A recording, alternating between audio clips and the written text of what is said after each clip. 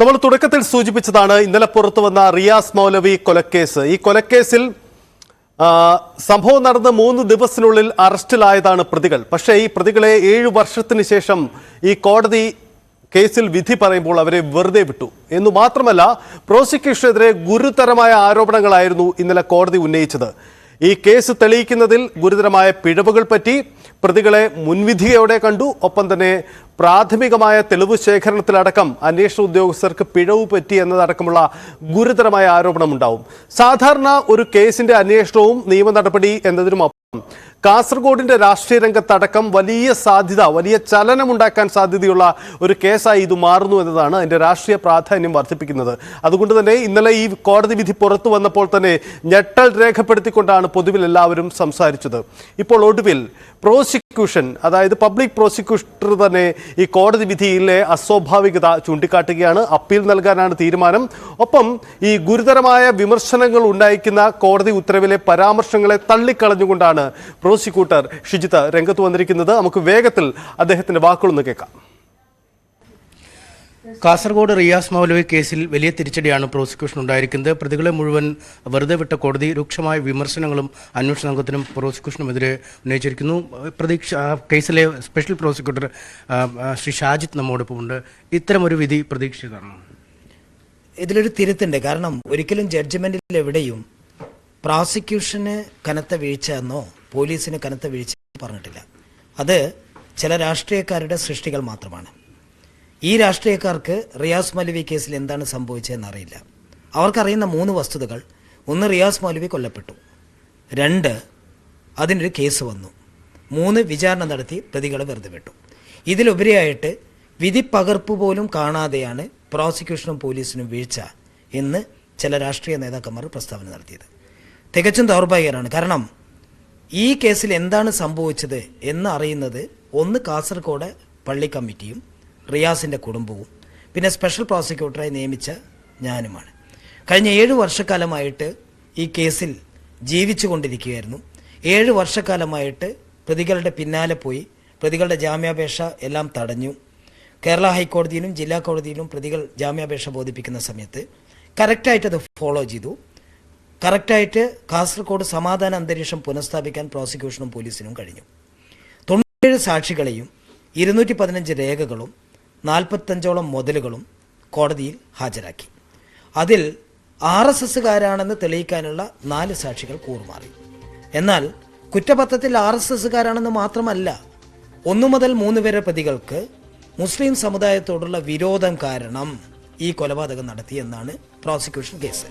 അതുകൊണ്ട് തന്നെ RSSകാരാണെന്ന് തെളിയിക്കപ്പെട്ടില്ല എന്ന് കോടതി പറഞ്ഞത് പ്രോസിക്യൂഷനെ ബാധിക്കുന്നില്ല. രണ്ടാമത്തെ കാര്യം, റിയാസ് മൗലവിയുടെ റൂമിലുള്ള ഒരു ഫോൺ അത് അന്വേഷണ ഏജൻസി അയച്ചില്ല എന്ന കോടതിയുടെ കണ്ടെത്തലുകളും തെറ്റാണ്. കാരണം അത് ഇൻവെസ്റ്റിഗേറ്റിംഗ് ഏജൻസി അത് അയക്കേണ്ട കാര്യമില്ല. അത് കോടതിയിൽ ഇപ്പോഴും ആ ഫോണുണ്ട്. ആ ഫോണിനെ കുറിച്ച് ഒരു ചോദ്യമോ ഒരു എതിർവിസ്താരമോ ഡിഫൻസിനില്ല. ആ ഫോണിനെ പറ്റി ഒരു വാദഗതിയോ ഡിഫൻസിനില്ല. അപ്പം ഡിഫൻസിനില്ലാത്തൊരു കാര്യമാണ് ആ റിയാസ് മൗലവിയുടെ ഫോൺ അയച്ചോ എന്നുള്ളൊരു ചോദ്യം. അതിന് പകരം തെളിയിക്കപ്പെട്ടത് എന്തൊക്കെയാണ്, ആ വസ്തുത പരിശോധിച്ച് പ്രതികളെ ശിക്ഷിക്കാൻ തെളിവുകളുണ്ടോ എന്നാണ് കോടതി പരിശോധിക്കേണ്ടത്. രണ്ടാമത്തെ കാര്യം, 1-ാം പ്രതിയുടെ മുണ്ടിലും ഷർട്ടിലും കണ്ട രക്തപ്പാടുകൾ. മുണ്ടിൽ കണ്ട രക്തത്തിൽ റിയാസ് മൗലവിയുടെ DNA ഉണ്ട് എന്ന് പറഞ്ഞു കഴിഞ്ഞാൽ റിയാസ് മൗലവിയുടെ ചോരയാണ് 1-ാം പ്രതിയുടെ മുണ്ടിലുള്ളത്. ആ മുണ്ട് 1-ാം പ്രതി നയിച്ചാനയിച്ച പ്രകാരം അന്വേഷണ ഏജൻസി 27 റിക്കവറി പ്രകാരം കണ്ടെടുത്ത മുണ്ടാണ്. ആ മുണ്ടിൽ കണ്ടെടുക്കുന്ന മഹസറിൽ 2 ഒഫീഷ്യൽ വിറ്റ്നസസ്, 2 തഹസിൽദാർമാർ ഉണ്ട്. അതിന് കോടതി കണ്ടെത്തിയിരിക്കുന്നത് DNA, അതായത് 1-ാം പ്രതിയുടെ ഡ്രസ്സാണെന്ന് കാണിക്കാൻ 1-ാം പ്രതിയുടെ DNA എടുത്തില്ല. തികച്ചും ദൗർഭാഗ്യകരം അങ്ങനെ ഒരു ഒബ്സർവേഷൻ. കാരണം 1-ാം പ്രതി പോലും തർക്കിക്കുന്നില്ല ഇത് തൻ്റെ ഡ്രസ്സല്ല എന്ന്. 1-ാം പ്രതി പറയണ്ടേ ഇത് തൻ്റെ ഡ്രസ്സല്ല എന്ന്. 1-ാം പ്രതി അത് അഡ്മിറ്റ് ചെയ്യുന്ന കാലത്തോളം, തൻ്റെ ഡ്രസ്സല്ല എന്ന് പറയുന്ന കാലത്തോളം റിക്കവറി ആണോ എന്നാണ് കോടതി നോക്കേണ്ടത്. ആ റിക്കവറി പ്രൂവ്ഡ് ആണ്. റിക്കവറി പ്രൂവ്ഡ് ആണെങ്കിൽ 1-ാം പ്രതി എക്സ്പ്ലെയിൻ ചെയ്യണം ഈ ബ്ലഡ് എങ്ങനെ വന്നു എന്ന്. അത് 1-ാം പ്രതി പറയണില്ല, ഇപ്പോഴും മിണ്ടുന്നില്ല ഈ ബ്ലഡ് എങ്ങനെ വന്നു എന്ന്. അപ്പൊ അതും ഡിഫൻസിന്റെ കേസല്ല. അതായത് ഈ DNA കളക്ട് ചെയ്യണം ഒന്നാം പ്രതിയുടെ ഡ്രസ്സിന്റെ DNA എന്നും ഡിഫൻസിന്റെ കേസല്ല. ഡിഫൻസിന് അങ്ങനെ ഒരു കേസുമില്ല. ഞാനത് ചലഞ്ച് ചെയ്യുന്നു. ഞാൻ ഫയൽ ചെയ്ത നോട്ട്സ് ഉണ്ട്. ഈ രാഷ്ട്രീയ നേതാക്കന്മാർക്കൊക്കെ 1 മുതൽ 97 സാക്ഷികളുടെ സാക്ഷിമൊഴികൾ പരിശോധിക്കാം. ഈ സാക്ഷിമൊഴികളും ഈ നോട്ട്സും പരിശോധിച്ചാൽ കേരള പോലീസിനോ പ്രോസിക്യൂട്ടർക്കോ ഇതിൽ വീഴ്ചയില്ലെന്ന് വ്യക്തമാവുന്നതാണ്. ഈ അന്വേഷണം നടന്നത് ഏകപക്ഷീയമായും നിലവാരമില്ലാത്ത രീതിയിലുമാണ് എന്നാണ് ഈ വിധിന്യായത്തിൽ പറയുന്നത്. അങ്ങനെ ഒരു ഒബ്സർവേഷൻ വിധിന്യായത്തിൽ എവിടെയാണ് പറഞ്ഞത്? ഏകപക്ഷീയമായിട്ട് ഞാൻ എവിടെയും കണ്ടിട്ടില്ല. അത് ആരുടെ പ്രസ്താവനയാണെന്നും എനിക്കറിയില്ല. ഏകപക്ഷീയമായ അന്വേഷണം എന്ന് പറഞ്ഞാൽ അതിന്റെ അർത്ഥം എന്താ? ഈ വിധിന്യായത്തിൽ എവിടെയും ഏകപക്ഷീയമായിട്ട് അന്വേഷണം നടന്നു എന്ന് പറഞ്ഞിട്ടില്ല. ഒന്ന്, വസ്തുതകൾ മറച്ചുവെച്ച് അന്വേഷണം നടത്തേണ്ട ആവശ്യവുമില്ല. കാരണം ഇതിൽ യഥാർത്ഥ പ്രതികളെ 23-ാം തീയതി അറസ്റ്റ് ചെയ്തതാണ്. കൊലപാതകം നടന്ന് 2-ാമത്തെ ദിവസം അറസ്റ്റ് ചെയ്തതാണ്. യഥാർത്ഥത്തിൽ എന്താണ് സംഭവിച്ചത് എന്ന് മനസ്സിലാവാതെ യഥാർത്ഥ വസ്തുതകൾ മനസ്സിലാക്കണമെങ്കിൽ ഈ വിധിപ്പാർപ്പുകൾ മുഴുവൻ പരിശോധിക്കണം. ഈ വിധിപ്പാർപ്പുകൾ മുഴുവൻ പരിശോധിച്ചു കഴിഞ്ഞാൽ ഈ പ്രസ്താവനകൾ നടത്തുന്ന രാഷ്ട്രീയ നേതാക്കന്മാർക്ക് അതാരാണെങ്കിലും ഈ കേസിൽ എന്താണ് സംഭവിച്ചത് എന്ന് മനസ്സിലാവും. അങ്ങനെ സംഭവിച്ചത് എന്താണെന്ന് അവർക്ക് മനസ്സിലായാൽ അതിനെതിരായിട്ട് ശബ്ദമുയർത്താൻ അവർക്ക് ധൈര്യമുണ്ടോ? അത് മാത്രമേ ചോദ്യമുള്ളൂ. അല്ലെങ്കിൽ മൊബൈൽ ഫോണിൻ്റെയും സിം കാർഡുകളുടെയും കാര്യം പറയുമ്പോൾ അത് പോലീസിന്റെ കസ്റ്റഡിയിലുണ്ടെങ്കിലും അതൊരു വിശദമായ പരിശോധനയ്ക്ക് അന്വേഷണ സംഘം വിധേയമാക്കിയിട്ടില്ല. അതുവഴി ആരൊക്കെയുമായി ഇടപഴകി എന്ന് മനസ്സിലാക്കാനുള്ള അവസരം നഷ്ടമാക്കി.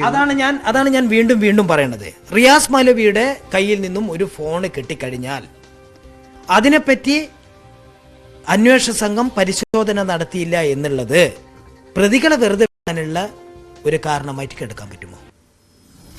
മറ്റു തെളിവുകൾ സ്ട്രോങ് ആയിട്ട് പ്രതികൾക്കെതിരായിട്ട് നിൽക്കുമോ? അങ്ങനെയാണെങ്കിൽ റിയാസ് മൗലവിയുടെ അതേ റൂമിൽ നിന്നും ഒരു ആൽബം കണ്ടെടുത്തിട്ടുണ്ട്.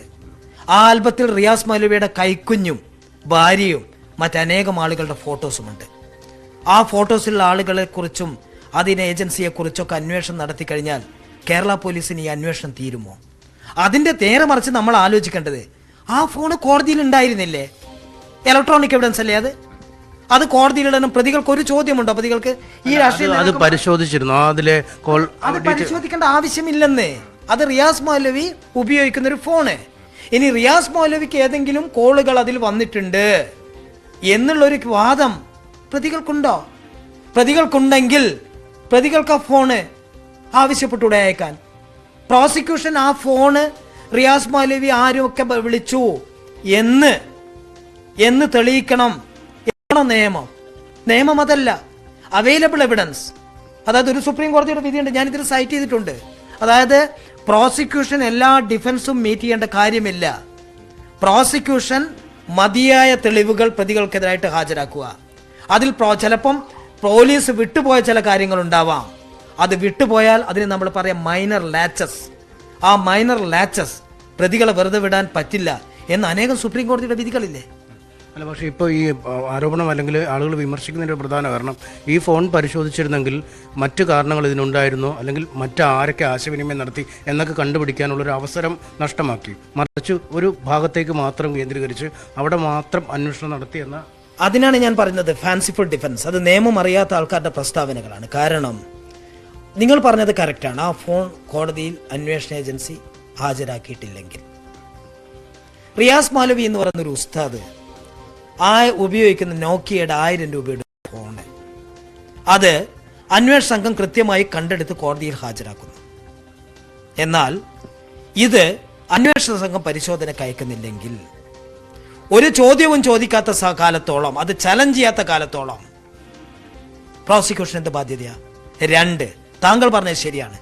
ഡിഫൻസ് അതിൽ ഒരു ഫ്ലറി ഓഫ് ക്വസ്റ്റ്യൻ ഉണ്ടാക്കണം. അതായത് ഈ ഫോണിൽ തീവ്രവാദികളുമായി ബന്ധമുണ്ടെന്നോ മറ്റ് ഫനാറ്റിക് സംഘടനകളുമായി റിയാസ് മൗലവിക്ക് ബന്ധമുണ്ടായിരുന്നുവെന്നോ അവനാണ് കൊല നടത്തിയതോ എന്ന് കേസിന്റെ ഒരു ചോദ്യമുണ്ടോ? ഫോണിനെ കുറിച്ച് ഒരു ചോദ്യമുണ്ടെങ്കിൽ ഈ രാഷ്ട്രീയ നേതാക്കന്മാരോട് ഞാൻ പറഞ്ഞു, ഇന്ന് തന്നെ ഞാൻ ഈ പ്രോസിക്യൂഷൻ സ്ഥാനത്ത് രാജിവെക്കും. ഒരു ചോദ്യമുണ്ടെങ്കിൽ. ഈ RSS ബന്ധം എന്നുള്ളത് ഈ RSS ബന്ധം തന്നെയാണോ ഇങ്ങനൊരു കൊലയിലേക്ക് നയിച്ചതെന്നാണോ നിങ്ങളുടെ നിഗമനം? അതായത് ഈ ഇദ്ദേഹത്തോടുള്ള വൈരാഗ്യം അല്ലെങ്കിൽ മറ്റ് മുസ്ലിം സമുദായത്തോടുള്ള വൈരാഗ്യം ആ ഒരു കാരണം കൊണ്ട് തന്നെയാണ് എന്നാണോ, അതോ മറ്റെന്തെങ്കിലും? അത് മാത്രമാണ് എന്നുള്ള രാഷ്ട്രീയ പാർട്ടിക്കാരുടെ വ്യാഖ്യാനമാണ്. നിങ്ങൾക്ക് കുറ്റപത്രം എൻ്റെ കയ്യിലുണ്ട്.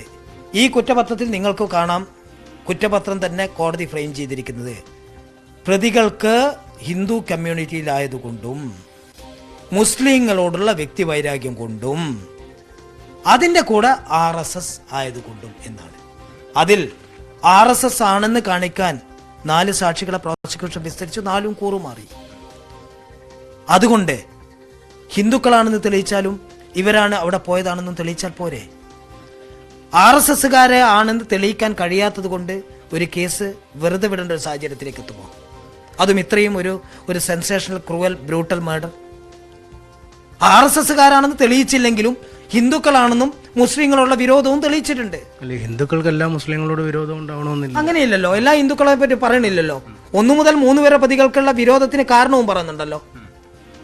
ഇനി അതൊക്കെ പോട്ടെ, 1 മുതൽ 3 വരെ പ്രതികൾക്ക് വിരോധമില്ല, RSSകാരാണെന്നും തെളിയിച്ചില്ല, മോട്ടീവും തെളിയിച്ചില്ല, ഒക്കെ പോട്ടെ. ഞാൻ ഒന്ന് ചോദിക്കട്ടെ, 1-ാം പ്രതിയുടെ ശരീരത്തിൽ എങ്ങനെ ഉസ്താദിന്റെ ചോരയെത്തി? 1-ാം പ്രതി എടുത്തു കൊടുത്ത കത്തിയിൽ എങ്ങനെ ഉസ്താദിന്റെ DNA ചോരയും എത്തി? ഇതിനുത്തരം പറയേണ്ടത് ആരാ? 1-ാം പ്രതി. ഇതിനുത്തരം 1-ാം പ്രതി പറയാത്ത കാലത്തോളം 1-ാം പ്രതി കുറ്റക്കാരനാണെന്ന് ഏത് കോടതിയും വിധിക്കണം, ഏത് കോടതിയും. ഇനിയിപ്പോൾ എന്താണ് ഈ അടുത്ത നടപടിക്രമങ്ങൾ? എന്തായാലും ഈ വിധിയിൽ നിങ്ങൾക്ക് തീരെ തൃപ്തിയില്ല എന്നുള്ളത് പ്രകടമായി കഴിഞ്ഞിരിക്കുന്നു.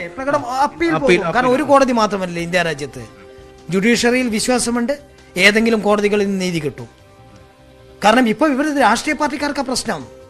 ഇവിടെ റിയാസ് മൗലവിയുടെ കുടുംബാംഗങ്ങൾക്കോ കാസർഗോഡ് പള്ളി കമ്മിറ്റിക്കോ പോലീസിനെതിരോ പ്രോസിക്യൂട്ടർക്കെതിരോ പരാതിയില്ല. ഇവിടെ പരാതി ആർക്കാ? രാഷ്ട്രീയ പാർട്ടിക്കാർക്ക്. അതവർ രാഷ്ട്രീയ അജണ്ടയായിട്ട് എടുക്കുമ്പം അവർ സൊസൈറ്റിക്ക് ഒരു ബാഡ് മെസ്സേജാണ് കൊടുക്കുന്നത്. അതുകൂടി അവർ ഓർക്കണം. ഈ വിധി നോക്കുമ്പോൾ ഒരു തരത്തിലും തൃപ്തിയില്ല, അല്ലെങ്കിൽ തരത്തിലും ന്യായീകരിക്കാം. ഞാൻ നിങ്ങളോട് പറഞ്ഞല്ലോ, അതായത് ഇതിലും വ്യക്തമായ ഭാഷയിൽ എനിക്ക് പറയാൻ പറ്റില്ല. ഒരു കേസിൽ ഉള്ള തെളിവുകൾ പരിശോധിക്കുന്നതിന് പകരം ഡിഫൻസിന് പോലും ഇല്ലാത്ത മേഖലകളിലേക്ക് കയറി അത്തരം കാര്യങ്ങൾ ചെയ്തില്ല, ഇത്തരം കാര്യങ്ങൾ ചെയ്തില്ല എന്ന് പറയുന്നത് എന്തിനു വേണ്ടി എന്ന് പരിശോധിക്കണം. തീർച്ചയായും അത് തന്നെയാണ് അദ്ദേഹത്തിൻ്റെ ആവശ്യം. പൂർണ്ണമായും നീതി ലഭിച്ചില്ല ഈ കേസിൽ എന്ന് തന്നെയാണ് വിലയിരുത്താൻ കഴിയുക. അതുകൊണ്ട് മേൽക്കോടതികളിൽ അപ്പീലുമായി പോകും. വിധി അനുകൂലമാവും, അല്ലെങ്കിൽ റിയാസ് മൗലവിക്ക് നീതി ലഭിക്കും എന്ന് തന്നെയാണ് അദ്ദേഹത്തിൻ്റെ പ്രതീക്ഷ.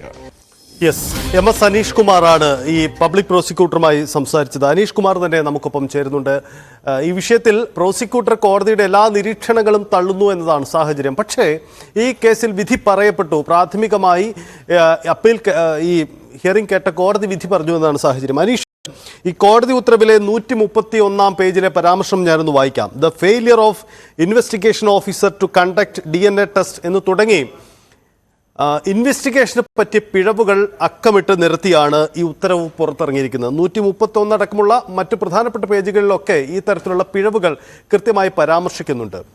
ഇവിടെ ഈ പബ്ലിക് പ്രോസിക്യൂട്ടർ പറഞ്ഞതുപോലെ ആ തരത്തിലുള്ള നിരീക്ഷണങ്ങൾ, അതായത് പോലീസിൻ്റെയോ അല്ലെങ്കിൽ പ്രോസിക്യൂഷൻ്റെയോ ഭാഗത്ത് വീഴ്ച ഉണ്ടായി എന്ന തരത്തിൽ പറയുന്നില്ല എന്ന് പറയുന്നുണ്ടെങ്കിൽ കൂടിയും കൃത്യമാണ് ഈ ഉത്തരവിൽ അത്തരം പരാമർശമുണ്ടോ എന്ന കാര്യം. ഒപ്പം ചില അസ്വാഭാവികതകൾ അതിൽ അദ്ദേഹം ചൂണ്ടിക്കാണിക്കുകയും ചെയ്യുന്നുണ്ട്. എന്താണ് ഈ വിഷയത്തിൽ പ്രോസിക്യൂട്ടർ പറയാൻ ശ്രമിക്കുന്നത്? ഇതിൽ ഒരു കോടതി ഉത്തരവിനെ പ്രോസിക്യൂട്ടർ അപ്പാടെ തള്ളിക്കളയുന്നു എന്ന ഒരു അസാധാരണ സാഹചര്യം കൂടി ഇതിൻ്റെ അകത്ത് ഉണ്ടാവുന്നുണ്ട്, അല്ലേ അനീഷ്?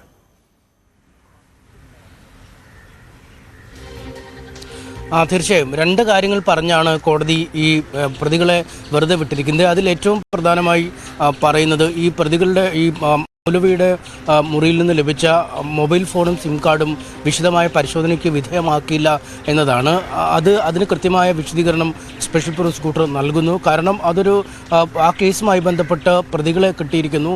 പ്രതികളുടെ പ്രചോദനം, എന്തിനാണ് ഈ കൊലപാതകം ചെയ്തതെന്ന് മനസ്സിലാക്കിയിരിക്കുന്നു. ഒപ്പം ഈ മൗലവിയുടെ ശരീരത്തെ രക്തക്കറയും 1-ാം പ്രതിയുടെ ശരീരത്തിലെ രക്തക്കറയും DNA പരിശോധനയിൽ കൂടി തെളിയിക്കപ്പെട്ടിരിക്കുന്നു. ഈ കൊലപാതകത്തിന് ഉപയോഗിച്ച ആയുധവും കണ്ടെത്തിയിരിക്കുന്നു. അതുകൊണ്ട് കൃത്യമായി ഒരു പ്രതിയിലേക്ക് നീങ്ങുമ്പോൾ കേവലം 1000 രൂപ വില മതിക്കുന്ന മൗലവിയുടെ ഫോൺ വിശദമായ ശാസ്ത്രീയ പരിശോധനയ്ക്ക് വിധേയമാക്കേണ്ടതില്ല. അതൊരു ഫീച്ചർ ഫോണുമാണ്. അതുകൊണ്ട് അത് വളരെ കാര്യമായ വിശദമായ പരിശോധനയ്ക്ക് വിധേയമാക്കേണ്ടതില്ല എന്നാണ് പ്രോസിക്യൂട്ടർ പറയുന്നത്. ഒപ്പം ഈ ഫോണിനെ കുറിച്ചുള്ള ഒരു പരാമർശങ്ങളും കേസിൻ്റെ ഒരു ഘട്ടത്തിലും നടന്നിട്ടില്ല. പ്രത്യേകിച്ചും പ്രതിഭാഗം ഈ ഫോൺ എന്തുകൊണ്ട് പരിശോധിച്ചില്ല, ഈ ഫോണിനകത്ത് ഈ കോൾ രജിസ്റ്ററുമായി ബന്ധപ്പെട്ട വിശദാംശങ്ങൾ അല്ലെങ്കിൽ ആരൊക്കെയുമായി മൗലവി ആശയവിനിമയം നടത്തിയെന്നത് സംബന്ധിച്ച് വിശദാംശങ്ങളൊന്നും ആ കേസിൽ പ്രസക്തമല്ലാതായി നിൽക്കുമ്പോൾ പ്രതിഭാഗം പോലും ഒരു പ്രതിരോധമായി ഉയർത്തിക്കാട്ടാത്ത സാഹചര്യത്തിൽ എന്തുകൊണ്ട് കോടതി ആ വിഷയത്തിൽ ഊന്നി ഈ വിധി പ്രസ്താവം നടത്തിയെന്ന ചോദ്യമാണ് പ്രോസിക്യൂട്ടർ ചോദിക്കുന്നത്. കാരണം ആ ഫോൺ ഇപ്പോഴും കോടതിയുടെ കസ്റ്റഡിയിൽ തന്നെ ഇരിക്കുന്ന ഒരു വസ്തുവാണ്. അതുകൊണ്ട് അതിൽ ഊന്നി വാദമുഖങ്ങൾ നടത്തുക അല്ലെങ്കിൽ പ്രതികളെ വെറുതെ വിടുന്നത് ഉചിതമായില്ല എന്ന് പറയുന്നു. മറ്റൊന്നും ഈ RSS പ്രവർത്തകരാണ് ഈ കൃത്യം ചെയ്തതെന്നാണ് പ്രോസിക്യൂഷൻ ആരോപിച്ചത്.